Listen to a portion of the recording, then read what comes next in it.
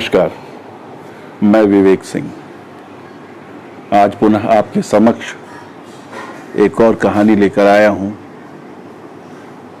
विक्रम और वेताल की।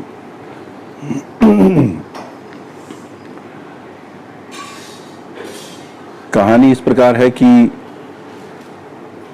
जब प्रश्न का उत्तर राजा विक्रमादित्य दे देते हैं तो वेताल उनकी पीठ से उड़कर पुनः वापस शिंशपा नाम का एक वृक्ष होता है उस पर जाकर लटक जाता था और फिर राजा विक्रमादित्य फिर उसके पीछे पीछे उड़ते हुए वेताल के पीछे पीछे जाते उस वृक्ष तक और फिर वहां से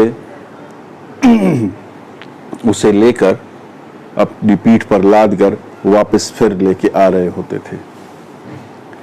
ऐसा क्यों हो रहा था, इसकी भी एक कहानी है कि वो राजा विक्रमादित्य बार बार उसे क्यों उठा के लाते थे और उसे कहां लेके जाना था।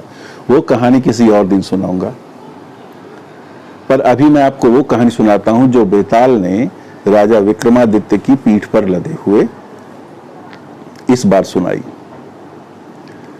तो ताम्रलिप्त नाम का एक नगर था और वहां का राजा था राजा चंद्रसेन।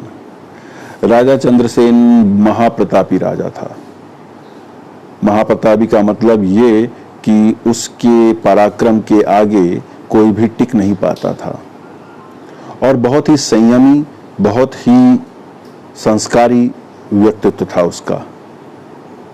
वह पराये धन पे कभी भी अपना अधिकार नहीं जताता था, न ही किसी स्त्री पर किसी प्रकार की कुदृष्टि रखता था। एक सामान्य रूप से भी किसी राजा का किसी भी स्त्री के प्रति प्रेम हो जाना संभव है और उसके पराक्रम के कारण कोई भी स्त्री उससे विवाह भी करना चाहेगी, किंतु वह कभी भी पराई स्त्री की तरफ देखता भी नहीं था। किंतु युद्ध में शत्रुओं के तो वह प्राण बड़ा ही निर्दयी होकर लेता था। तो बहुत ही पराक्रमी राजा था और अच्छा राजा था। तो उसका जो राजकाज था सब अच्छे से चल रहा था। तो उसकी ख्याति सुनकर एक बार एक राजकुमार उसके राज्य में आया। वह राजकुमार था, मतलब वो राजपुत्र था, लेकिन किन्हीं कारणों से वह अपने राज्य में नहीं रहना चाहता था। तो वह राजकुमार राजा चंद्रसेन की नगरी ताम्रलिप्त में पहुंचा और वहां वह राजा की सेवा करके राजा का हृदय जीतना चाहता था। इसलिए उसने अपने कपड़े इत्यादि फाड़कर एक गरीब का वेश धारण किया और उसके बाद वह वहां पर उसने जो भी द्वारपाल इत्यादि थे उनसे विनय की कि मैं इस राज्य में रहना चाहता हूं और राजा की सेवा करना चाहता हूं इस राजमहल में, तो कृपया मुझे राजा से मिलवा दें। तो जो भी प्रक्रिया थी उस राज्य की, ताम्रलिप्त की, उसके अनुसार उस व्यक्ति, वो राजकुमार जो सत्वशील था, वह वहां पर एक सेवा कार्य में लग गया। उसे वहां पे एक नौकरी मिल गई और वह अपने कार्य से प्रयास करता था कि उसका कार्य इतना उत्तम हो कि राजा उससे प्रसन्न हो जाए, क्योंकि वो भी मूलतः तो राजकुमार था, किंतु किसी भी कारणवश वह अपने राज्य में नहीं रह सकता था। वहां का उत्तराधिकारी नहीं बन सका या उसे उसका हिस्सा नहीं दिया गया या जो भी कारण थे। तो वह अपने बलबूते पर पुनः स्थापित होना चाहता था सम्मानपूर्वक, और किसी गलत मार्ग से नहीं होना चाहता था। इसलिए उसने राजा की सेवा एक नौकर के रूप में, एक सेवक के रूप में कार्य करना भी स्वीकार किया और उसमें वो प्रयास करता था कि वह राजा का हृदय जीत सके।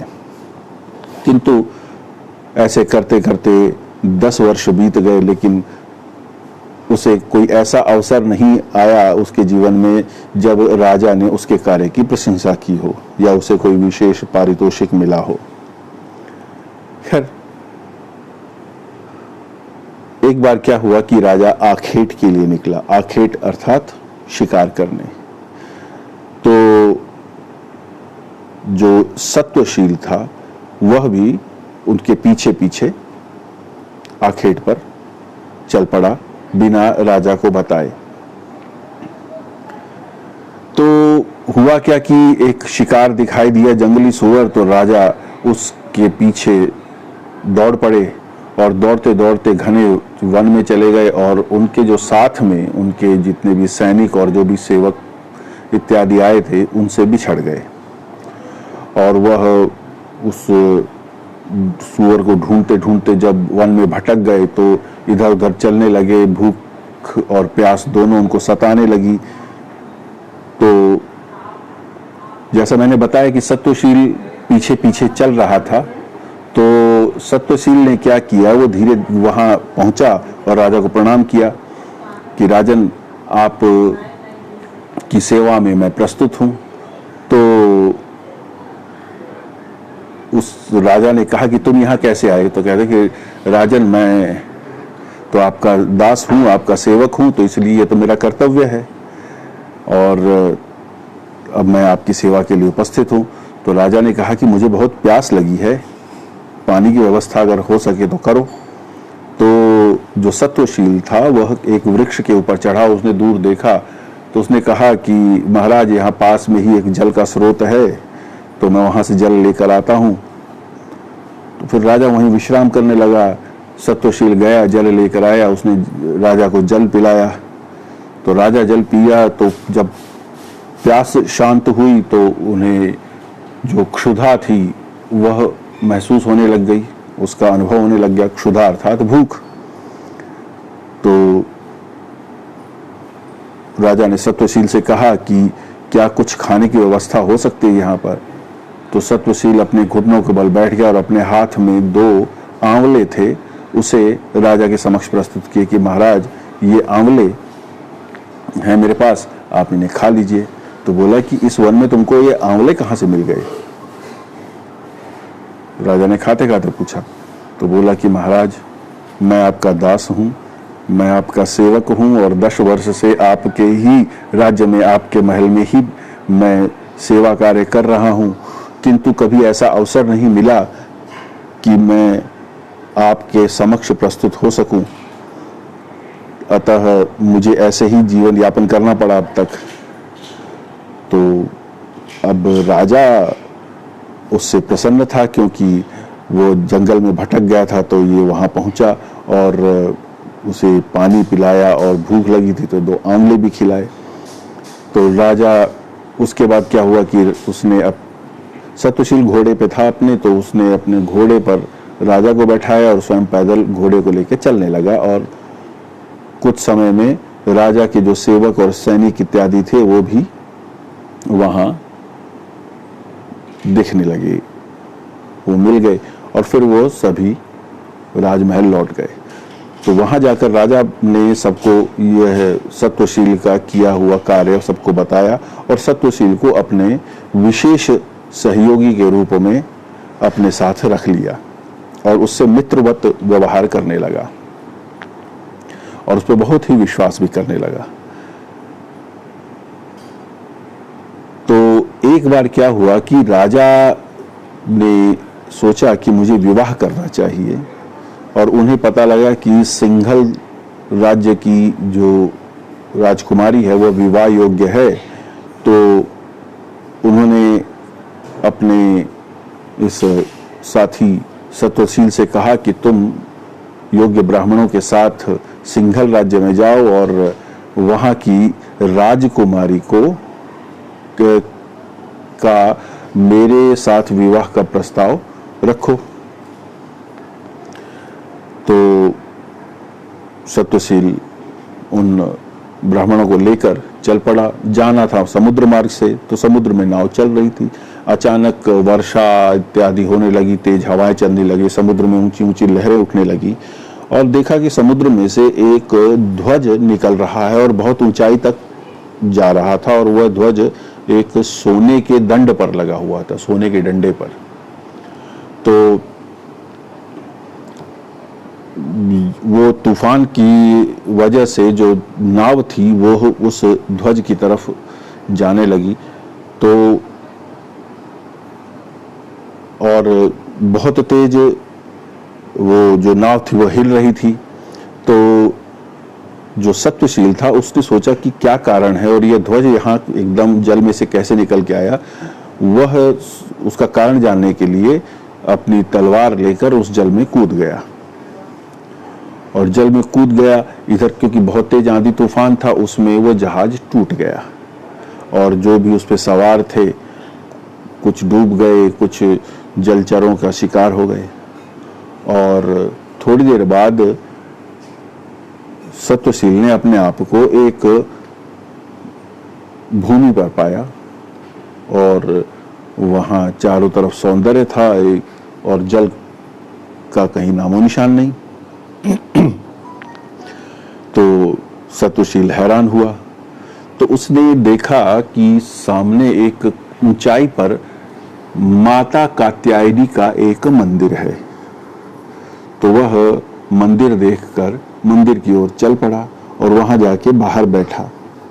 थोड़ी देर में उस मंदिर से एक स्त्री निकली जो कि बहुत सुंदर थी और वो अपनी पूजा करके वो बाहर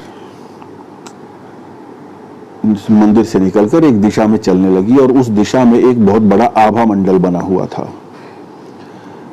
तो जो सत्वशील था वह उस स्त्री के सौंदर्य पर मोहित हो गया और वह उस स्त्री के पीछे पीछे चलने लगा। अब और कुछ देर बाद उसने देखा कि स्त्री उस आभा मंडल के अंदर प्रवेश कर गई है।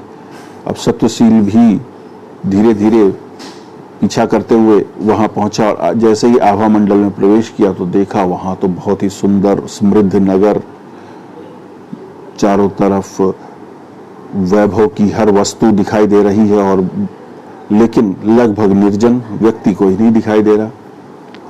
तो जैसे थोड़ा आगे चलने लगा तो वहां पे 2-3 महिलाएं आई और उन्होंने कहा कि आप कौन हैं? तो सत्वशील ने अपना परिचय दिया कि मैं ऐसे ऐसे हूँ और ऐसे आया हूँ। तो कहते हैं चलिए, हमारी जो राजकुमारी है, उन्होंने आपको भोजन के लिए बुलाया है, किंतु उससे पहले आप थोड़ा स्नान कर लीजिए, तो फिर तब तक हम भोजन परोसते हैं। तो उन्होंने एक सरोवर दिखाया, कहा कि आप इसमें स्नान करके आइए। तो वो सत्वशील उस सरोवर में स्नान करने के लिए प्रवेश कर गया और जैसे ही वो जल से बाहर उठने का प्रयास किया तो देखा तो वापिस वो राजा चंद्रसेन के उद्यान वाले तालाब में से बाहर निकल रहा है। अर्थात वो वापस वहीं पहुंच गया राजा चंद्रसेन के पास। तो अब राजा चंद्रसेन के वहां पहुंच गया तो वो क्योंकि उस महिला के सौंदर्य पे इतना मोहित और उससे इतना प्रभावित हो गया था कि अब उसके दिमाग से उस महिला का सौंदर्य निकलता ही नहीं था। तो वो तो वहां पे बेचैन हो गया, पागलों की भांति घूमने लगा। तो समाचार राजा तक पहुंचा। राजा ने बुलाया और कहा कि तुम्हें ये क्या हो गया है? तो उसने अपना पूरा वृतांत सुनाया कि मैं ऐसे ऐसे जा रहा था और वहां पे ऐसे जहाज नष्ट हो गया, मैं जल राशि में कूदा और उसके बाद वहाँ माँ कात्यायनी का एक मंदिर दिखाई दिया और उसमें से एक सुंदर स्त्री निकली। वह सुंदर स्त्री एक जगह चली गई और फिर उसके बाद ऐसा ऐसे हुआ और मैं फिर वापस यहीं पहुंच गया हूँ। तो राजा ने कहा कि तुम चिंता मत करो, यदि तुम उस स्त्री को चाहते हो तो मैं तुम्हारी सहायता करूंगा। और राजा उसके साथ एक अपना कार्यक्रम बना के और मंत्री को कार्यभार राज्य का सौंप कर चल पड़ा समुद्री यात्रा पे। तो फिर वही घटना हुई कि एक ध्वज निकला और तेज तेज हवा चलने लगी और ये सब कुछ हुआ। तो उसने वो दोनों उस जल राशि में कूद पड़े और जैसा कि पहले हुआ था वो कूद पड़े तो बाहर जब उन्होंने अपने आप को पाया एक स्थान पर और सामने माँ कात्यायनी का मंदिर था। यहाँ मैं थोड़ा आपको बता दूं संदर्भवश ये चलिए आगे बताऊंगा। खैर, तो माँ कात्यायनी के मंदिर के आगे वो दोनों फिर बैठे अपने आप को पाए।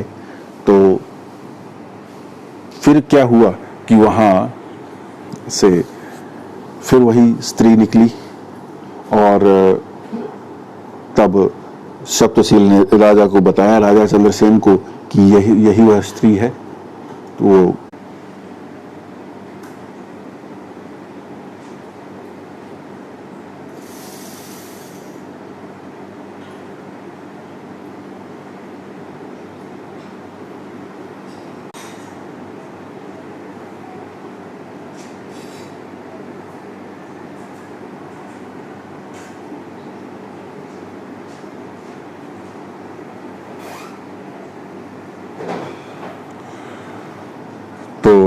जो राजा सप्तशील ने देखा और देखकर अनदेखा कर दिया। उसके बाद तो फिर वहां से 3-4 अन्य महिलाएं निकली जो कि उस स्त्री की सेविकाएं थी। उन्होंने कहा कि आप लोग कौन हैं? तो उन्हें बताया कि हम ये हैं। तो कहते कि हमारी जो राजकुमारी है वह आप से मिलना चाहती है। तो उन्होंने कहा कि हम आपकी राजकुमारी से क्यों मिलें? हम तो ऐसे ऐसे आए और हमें यहाँ पे माँ कात्यायनी का मंदिर दिखाई दे रहा है, हमारे लिए इतना ही पर्याप्त है। तो अब हुआ क्या कि यही बात उन सेविकाओं ने जाकर उस राजकुमारी, उस स्त्री को बताई कि वो लोग तो ऐसा ऐसा कह रहे हैं। इसे अपने सौंदर्य पे बहुत ही अभिमान था। इसे लगा कि ऐसा कैसे हो सकता है कि कोई व्यक्ति मेरे आग्रह को ठुकरा दे। लेकिन फिर उसने सोचा कि अवश्य ही इस व्यक्ति में कुछ विशेष होगा, तो इसलिए वह स्वयं उन दोनों के पास गई और उन्होंने कहा कि मैं असुर नेमी, काल नेमी की पुत्री हूं और मैं यहाँ अकेली रहती हूँ अपनी सेविकाओं के साथ, कुछ सेविकाओं के साथ, और मेरे यहाँ पर बहुत ही सुंदर उद्यान इत्यादि है। तो राजा ने बोला, अच्छा वही जिसमें वो सरोवर है? कहते नहीं, इसके अतिरिक्त मेरा एक और नगर भी है और मैं चाहूँगी कि आप मेरा आतिथ्य स्वीकार करें और उस नगर को भी देखें। तो उन्होंने कहा चलो ठीक है, तुम आग्रह करती हो तो हम देखते हैं। तो उस दौरान उनकी जो बातचीत हुई तो उसने बताया कि मैं ऐसे ऐसे ही अकेले रहती हूँ। तो राजा ने कहा कि तुम मेरी पुत्री के समान हो, बल्कि उस स्त्री ने खुद कहा कि आप मेरे पिता समान हैं, राजा को कहा। तो राजा ने भी उसे अपनी पुत्री मान लिया और जब सब कुछ हो गया, उसके देख लिया वहाँ पे सब मस्त वैभव, तो फिर उस स्त्री ने कहा कि मैं यहाँ अकेले ही इसे संभालती हूँ, किंतु मेरा मन आपके इस युवक में, सत्वशील में रम गया है। तो राजा ने कहा कि क्योंकि तुमने मुझे पिता माना है और मैं तुम्हें पुत्री मानता हूँ, तो मैं तुम्हारा पाणी ग्रहण इससे करा देता हूँ। और यह कह के राजा ने उन दोनों का विवाह करा दिया। फिर राजा ने सप्तशील से कहा कि देखो, तुमने मुझे 2 आंवले खिलाए थे, 1 आंवले का ऋण तो मैंने उतार दिया। अब वह स्त्री कहने लगी कि आप मेरे पिता समान हैं और आप इन दोनों नगरों का भी आधिपत्य स्वीकार कीजिए, आप यहाँ के भी राजा बन जाइए। तो यह बात राजा चंद्रसेन ने अस्वीकार कर दी और वह भी सत्वशील को ही प्रदान कर दी कि तुम इन दोनों नगरों का स्वामित्व करोगे। तो जैसा कि मैंने पहले बताया था कथा के आरंभ में कि राजा चंद्रसेन महाप्रतापी थे। शत्रु को मारना है तो उसके प्राण बड़ी निष्ठुरता, बड़ी निर्दयता से हर लेते थे, लेकिन वे पराई स्त्री और पराय धन पे नजर नहीं डालते थे। तो वही उन्होंने यहाँ प्रमाणित किया कि वो स्त्री भी उसको चाहिए थी, उसे दे दी, और जो धन था यानी कि जो 2 नगर उसके आधिपत्य में थे वह भी उसको दे दिए। और राजा चंद्रसेन ने कहा कि अब मुझे यहाँ से मुझे अपने राज्य में जाने का मार्ग बताओ। तब उस कन्या ने, उस जो जिसका विवाह सत्वशील के साथ हो गया था, उसने एक अपराजित नाम की तलवार उसे दी और उसे जाने का मार्ग बताया। तो राजा पुनः वापस अपने महल में पहुंच गया और वहां राज्य चलाने लगा। तो इस प्रकार यह खुशी खुशी सा अंत हो गया कथा का। अब जब कथा का अंत हो गया तो वही बात कि बेताल महाराजा विक्रमादित्य से प्रश्न करता है कि राजन ये बताइए कि सत्वशील और राजा चंद्रसेन, इन दोनों में से तुम्हारे अनुसार साहसी कौन है, अधिक साहसी कौन है?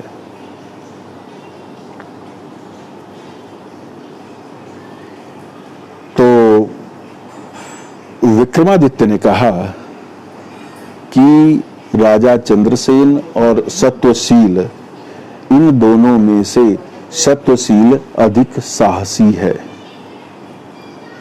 बेताल ने कहा क्यों, जबकि वह तो जंगली सुअर के पीछे अकेले ही राजा दौड़ पड़ा था, वो उसकी सेना पीछे हट गई थी, वो खो गई थी, वो उससे अलग हो गया था। उसके बावजूद भी वह शिकार करने के लिए जंगल में अकेला चला गया था राजा, और वह समुद्र में भी, समुद्री यात्रा भी उसने इसके सहयोग के लिए राजा ने की। फिर भी सत्वशील अधिक साहसी कैसे? तो जो राजा विक्रमादित्य हैं उन्होंने उत्तर दिया कि सत्वशील अधिक साहसी इसलिए है क्योंकि जो प्रथम समुद्री यात्रा थी, उस यात्रा में जो तूफान आया, जो ध्वज जल से निकला और जो भी वहां घटना हुई, उसमें वह उसका कारण जानने के लिए बिना किसी पूर्व ज्ञान के, बिना किसी पूर्व सूचना के, बिना किसी सहयोग के, बिना किसी जानकारी के उस संकट से लड़ने के प्रयास में जल में अकेला कूद गया था। जबकि राजा चंद्रसेन उसके अनुभव को सुनते हुए, उसके अनुभव के आधार पर आए थे और उन्हें जानकारी थी कि कब क्या कहां होता है। अतः राजा के लिए कोई भय की बात नहीं थी। जबकि सत्वशील ने जो किया वह भय और साहस दोनों की बात थी, क्योंकि अज्ञात है कुछ और वहां पे घुसना बिना किसी जानकारी के, बिना किसी अनुमान के, यह साहस है और सामान्य व्यक्ति को यह भयभीत कर देती है। जबकि राजा जब साथ में आया तो उसे मालूम था कि समुद्र में कूदना होता है और वो फिर एक स्थान पे पहुंच जाते हैं, वहां एक मंदिर होता है। इस प्रकार राजा को पूरी जानकारी थी और उसे मालूम था, उसके पास प्रमाण था कि कुछ नहीं बिगड़ता और व्यक्ति जीवित बच जाता है। तो साहसी जो था इन दोनों में वह सत्वशील था। तो ये तो कहानी का एक पक्ष हुआ। उसमें एक जो छोटी सी बात और थी जो संदर्भवश आई थी, कात्यायनी देवी का मंदिर। हमारे भारतीय जो वैदिक संस्कृति है उसके अंदर देवी के कई रूप हैं। उसमें जो देवी कात्यायनी है वह माँ दुर्गा का वह रूप है जिसने महिषासुर दैत्य का वध किया था। तो माँ कात्यायनी महिषासुर मर्दिनी है और इनकी पूजा का को महात्म्य क्या है? दुर्गा जी शक्ति पूजन तो है ही है, दुर्गा जी के किसी भी रूप की पूजा में शक्ति पूजा तो निहित ही है, लेकिन उसके अतिरिक्त एक विशेष भी बात होती है वह क्या है कि इस रूप की पूजा करने का जो प्रचलन है उसके पीछे एक मान्यता है, उसके कुछ पौराणिक कारण भी हैं कि जिनके विवाह में विलंब होता है, जिनके विवाह में ज्ञात अज्ञात व्यवधान आते हैं, अनावश्यक व्यवधान आते हैं, वह व्यवधान दूर होते हैं कात्यायनी जी की पूजा करने से। कुछ ज्योतिषी इसे मंगलिक दोष का भी उपाय बनाते हैं, बताते हैं, पर मेरा पर्याय यहाँ पे वो उपाय की दृष्टि से यहाँ किसी को बताने की का है ऐसा नहीं है। मैं सिर्फ ये कहना चाह रहा हूं कि ये संदर्भ जुड़ता है। एक निर्जन स्थान है, वहां पे लड़की है और उसकी केवल महिला परिचारिकाएं, सेविकाएं, सखियां हैं और कोई भी पुरुष नहीं है, वहां पे कौन विवाह करने पहुंचेगा? तो कात्यायनी देवी का मंदिर है, अर्थात वह स्पष्ट है कि वह अपनी विवाह की कामना से वहां पे उस देवी की प्रार्थना करती थी, पूजा करती थी और यह सब दैव योग संभवतः उसी से बना। यह एक संदर्भ जोड़ा गया। कई बार क्या होता है, कुछ कहानियों में मान्यताओं को और वास्तविकताओं को जोड़ दिया जाता है। तो बस इतना ही मुझे कहना था।